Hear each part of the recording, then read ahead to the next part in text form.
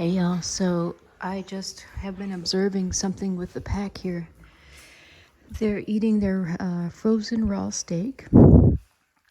I gave one to Ozzy and one to Lucia here. Lucia's my 5-month-old Cane Corso puppy, and Ozzy's the alpha.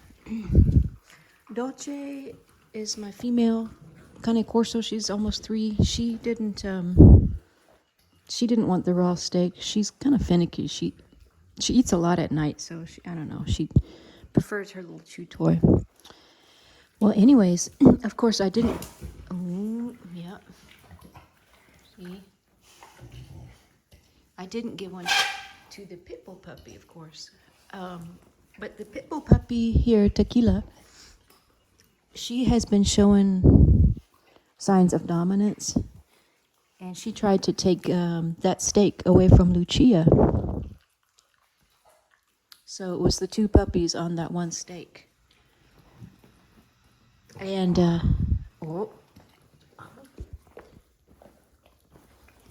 see, she just growled. I'm going to take it from her. Well, anyways,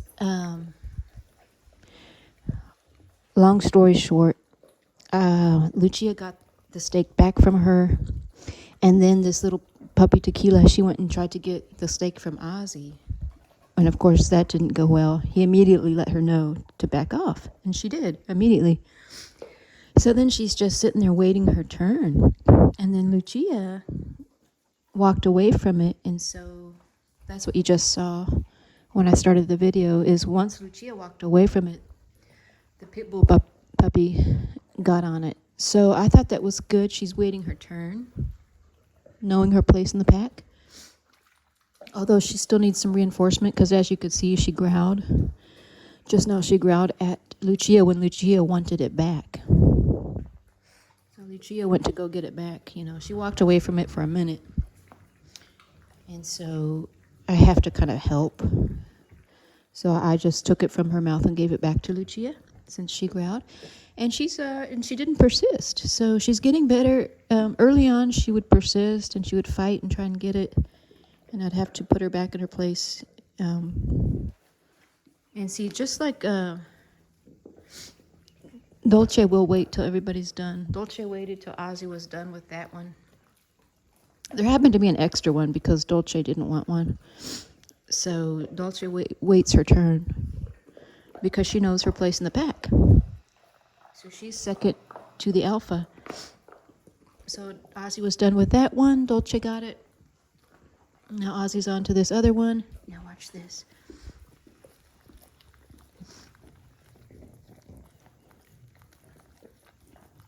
Now see, they can share, and they often do share, but anytime I see this Pitbull puppy Tekilla, anytime I see her growling and trying to take it, I'll immediately remove her or take it away from her so that she knows her place.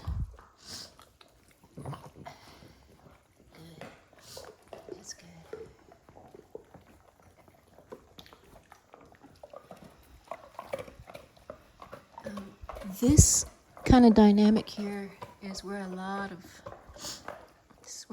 the learning comes in for puppies. Feeding time. Feeding time is when they learn so much about the pack hierarchy. Because of course they come out of the womb and they fight for food. And the fattest cat, you know, the biggest dog, is the one that's usually the alpha in the litter.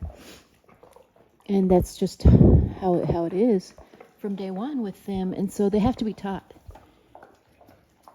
When they're integrated into a new pack, they have to be taught right away, very seriously, who's who in the pack, you know, and that they're not it. They don't just come into a pack and assume alpha, although they will try. Like she definitely is trying. But she's learning, and I'm seeing that today for the first time, that she's actually not persisting. See, she went ahead and just took this rawhide chew toy and didn't persist to take it from Lucia. Now, what's even more interesting is that when Lucia gets bored and eats all the meat off that, steak and the bone is left over, Lucia, this is what I observed yesterday. Lucia will walk away from it, and then the pit bull puppy will come in and get it. See, just as you observed with Ozzy and Dolce, the lower pack member will wait until the higher pack member is done, and then they'll come and get the remnants. And that's how it is in the wolf pack too. The lower pack members will have to wait, and they'll get the leftovers. And yeah, so it's taken about a week now for this for Tekilla, Pitbull puppy, to learn that, and so she is, and then pretty happy with that. See. Oh my goodness, she Lucia, it's the funniest thing when she eats this steak. She grabs it like by the tendon and just bobs it up and down. It's so funny.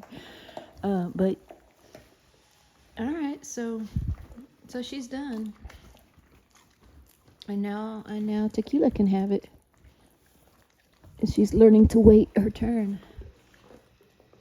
Very reassuring and encouraging to see that she's learning her place in this pack. Because man, I want to say this out of okay, she's growling. Now I gotta make it a point to take that from her because she growled.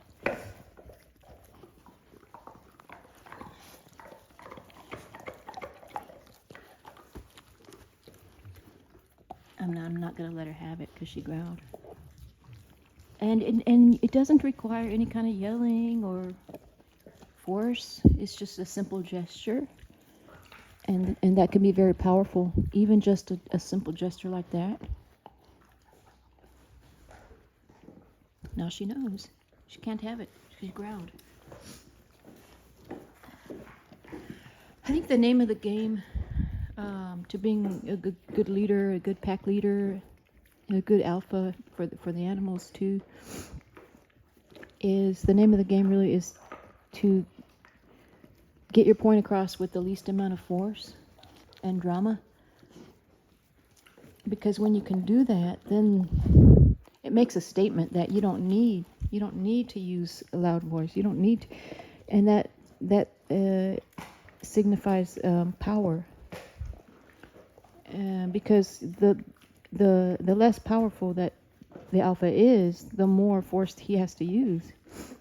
If he, the whole, speak softly and carry a big stick. That's so true. That's what a good leader is, kind of, because people know that the alpha doesn't need to, doesn't need to put his power on display, because he's got it. He's confident with it. And so, yeah, so that's the most effective, is if you can get your point across with the least amount of force, just like that, And also part of that is the alpha, when it's necessary, like if you watch wolf packs, when it's necessary to make a correction, they make it swiftly and seriously, like sometimes they draw blood even, and then the lower pack member never tries again, whatever it was doing that the alpha didn't like. And then once that's established, then the alpha doesn't need to do that again, because the litter mates, and the pack's members, they learn quickly. They learn very quickly. I want to say dogs are absolute masters at associations, interpreting and drawing associations, and especially with humans, because by necessity they had to evolve with the humans, since they depended on humans for survival at some point. They had to learn to read body language of humans, like masterfully, and they do, and they draw associations with an instantaneously. They draw associations. And I'll give you an example that's so interesting. All I gotta do is think about going to get this ear solution to clean Ozzy's ears. I've got, I'll show you. I got this solution right here.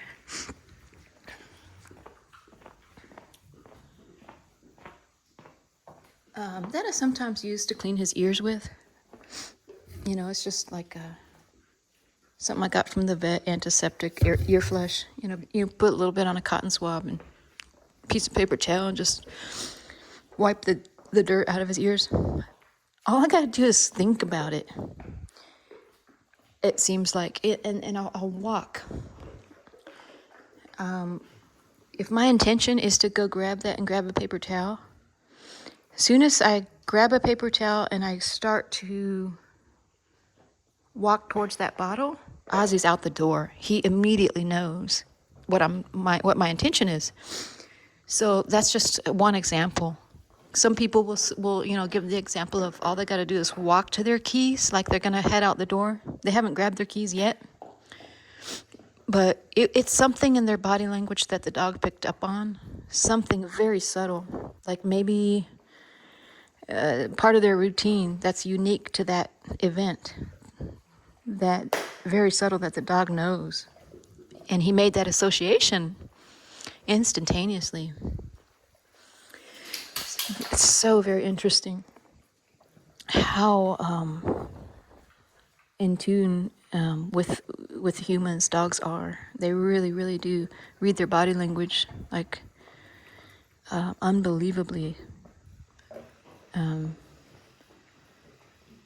With unbelievable precision. It's just amazing. And so going back to what my point was, it was you don't have to use force. A lot of the times you don't have to use a loud voice, because your gestures and a lot of dog trainers, Cesar Millan being one of them, whether you like him or not, I think a lot of the things he says is very true. Your gesture, very subtle, the dog will pick up on, and it holds a lot of weight. It's very powerful, a very subtle gesture. For example, the way that you stand and kind of tiptoe into the dog's space and claim that space. It's very subtle movements by your body. Like your shoulders are back, your back is straight. Your arms are at your side and kind of out a little bit to create illusion of space, more space. And then you kind of slowly approach your dog and into his space. That is an extremely powerful gesture, and you haven't said a word.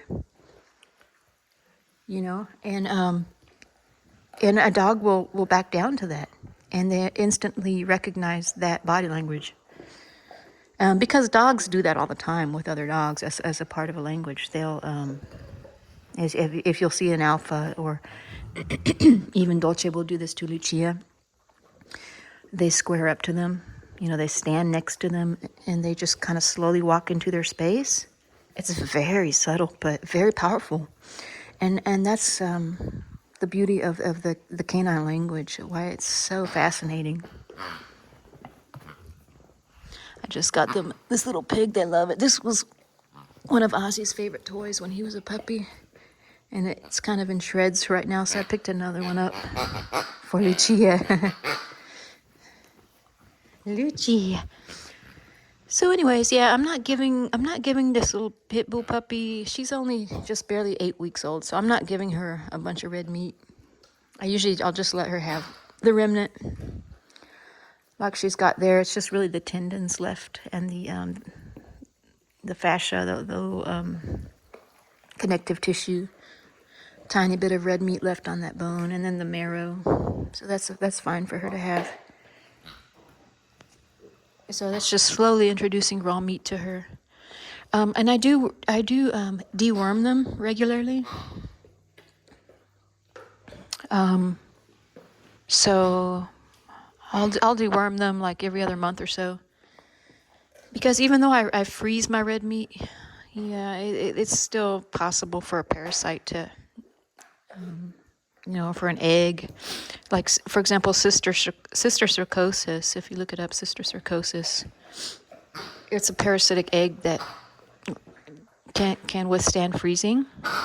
And once it's in the GI tract of the dog, it works its way to the muscle and kind of lodges its way in there. And it can create a lot of problems. So, yeah, freezing doesn't kill everything. And so for that reason, I like to kind of just routinely deworm them. I get it's called Worm X. And it comes in powder or pill form. And then you can see the dosage by weight that you would give your dog. And you can get that without prescription at Chewy's. So that's what I do. But anyways, I have actually got a vet appointment later today. Lucia here is going to get her final parvo vaccine. So exciting for that. So I can start socializing her a couple weeks after that. It takes a couple weeks, for the body to really produce antibodies. And so this will be a booster for her. So just to be on the safe side, I'm just going to wait. Make sure she's completely vaccinated.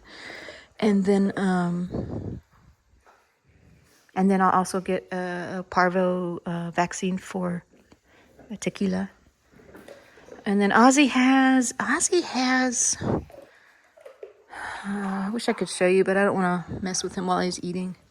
He's got some skin lesion on his underbelly, on the skin. I don't know what it is, so it could be just folliculitis or something. I'm going to get that checked out. But yeah, the vet visit, man, that's one reason you really should socialize your if you have a dominant guardian breed like this. Socialize them so that the vet visit, is easier, so that they can actually get an exam. Some vets will say, no, I can't, we got to muzzle your dog. And so that'll be traumatic because if he's never been muzzled before. So, in fact, the vet that I go to sometimes, she won't even look at Ozzy unless he's muzzled. It's just part of it, It's hard to find a vet that has a lot of experience with a large breed like this. But also they're looking out for their, they're looking out for their techs. They don't want an accident to happen with one of their techs because they don't know your dog. I mean, they know to the extent of when you brought him in, but they don't know the potential for a bite to happen. So I don't blame them. I don't hold it against them for saying, I'm going to have to muzzle your dog for me to give him an exam. So, but yeah, it's, socializing the dog is really for its welfare, so that it can also get a good exam if it needs to go to the vet. Look at these two. Man, they look so related. I think they really look like they're related. It's so funny. Even in temperament and gosh. Seriously, ooh, look at, she found a pixie. Good girl. That nose. Good girl, Lucia. Lucia has a temperament just like Ozzy had when he was a puppy. Very laid back and even-tempered. I just love it. Good girl, Lucia. Ozzy's gonna go poop. That's what he's doing back there. And she looks like strikingly like him. She even has the same marking on her chest. The little white star. It's unbelievable. Lucia. She is just gorgeous. I'm so thrilled with her. I mean, she's really everything I was looking for in a female Corso. She's got the height. She's going to be huge. And she's kind of on the skinnier side right now because she's in that awkward growth phase where they're just starting to fill out. But man, she's going to be she's already gorgeous. She's got the beautiful eyes.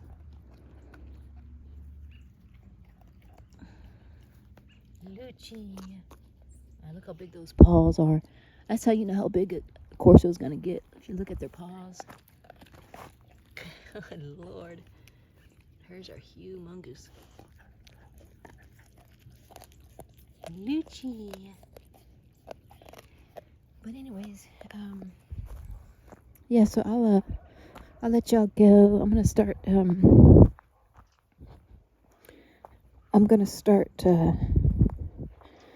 doing some more leash training today, and I'll film that and I'll post it on a later video. And so yeah, hope y'all having a good day, and we'll talk to you on the next one.